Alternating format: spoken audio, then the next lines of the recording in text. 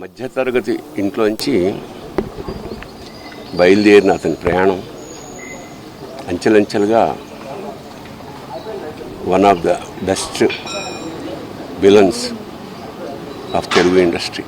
సరే, మామూలుగా సరదాగా మాట్లాడుకునే వాళ్ళ కోటగారి నేచర్ ప్రకారం మాట కటువుగా ఉండేది. సరే, చిన్నప్పటి నుంచి నాకు తెలిసిన వ్యక్తి కాబట్టి పెద్ద పట్టించుకునేవాళ్ళం కాదు. ఎన్నో ఎన్నో విషాదాల్ని దాటుకుంటూ మహోన్నత శిఖరానికంటే యావత్ భారతదేశం అతన్ని గుర్తించింది. తమిళ, హిందీ ఇండస్ట్రీ కూడా అలా ఒక అనుకున్నది సాధించాడు. ఇప్పుడే అదే చెప్పుకుంటున్నాం, మా అనుభవాలు. ఆ తనతో దాదాపు 50 ఏళ్ల సాహచర్యం అది.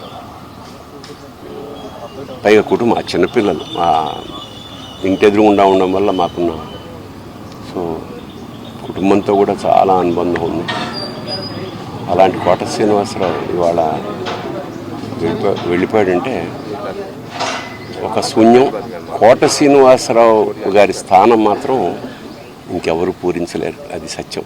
ఆయన మనశ్శాంతి, ఆయనకి ఆ పరమేశ్వరుడు ఆ కుటుంబానికి ఆయనకి మనశ్శాంతిని కలిగించాలని మనస్ఫూర్తిగా ప్రార్థిస్తూ, మాకు కూడా కొన్ని వందల వేల అనుభూతుల్ని మిగిల్చిన కోట ఇవాళ కూలిపోయింది.